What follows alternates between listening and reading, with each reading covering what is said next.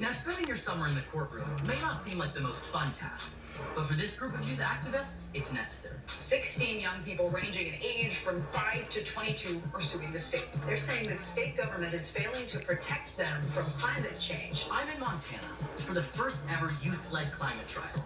I had a chance to speak with some of the history-making young people and their supporters. What brought us to this moment? The plaintiffs wrote down all the harms that have been occurring in our lives, and then from there, the lawyers did a whole bunch of work to get us to this point of trial. But Montana is not the only state in the hot seat.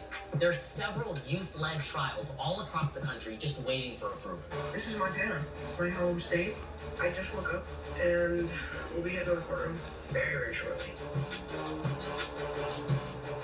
It's important to be fighting for what you love and to preserve it for future generations. In the 1970s, Montana passed a law saying that all its citizens have the right to live in a clean and healthful environment. But youth activists don't feel like the state has lived up to its promise. So they're taking Montana to court. All rise.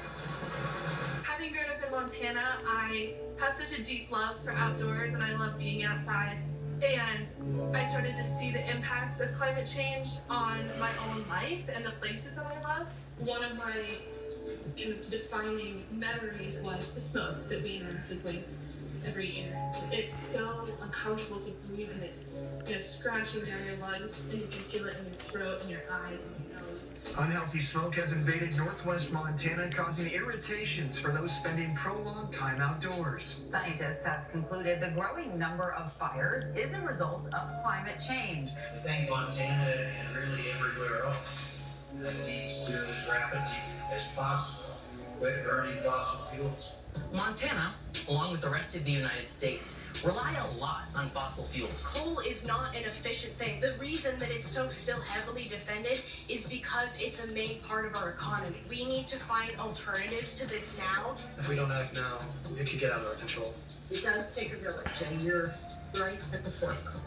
It was time that I started to do something about it, especially because my government isn't doing anything to stop climate change or to protect me. You know, my life always there, and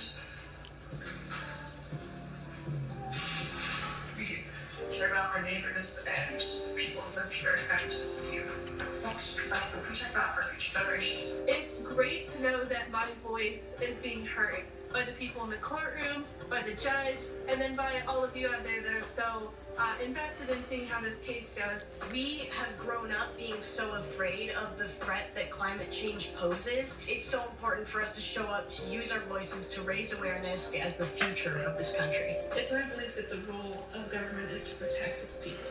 And when they are actively making choices that are shown to harm, that is a betrayal of the people. It's not about how old you are. It's not about where you come from. It's just about what you choose to do. This trial was a historic victory for youth activists and climate advocates all around the world. The fight for climate justice is just beginning.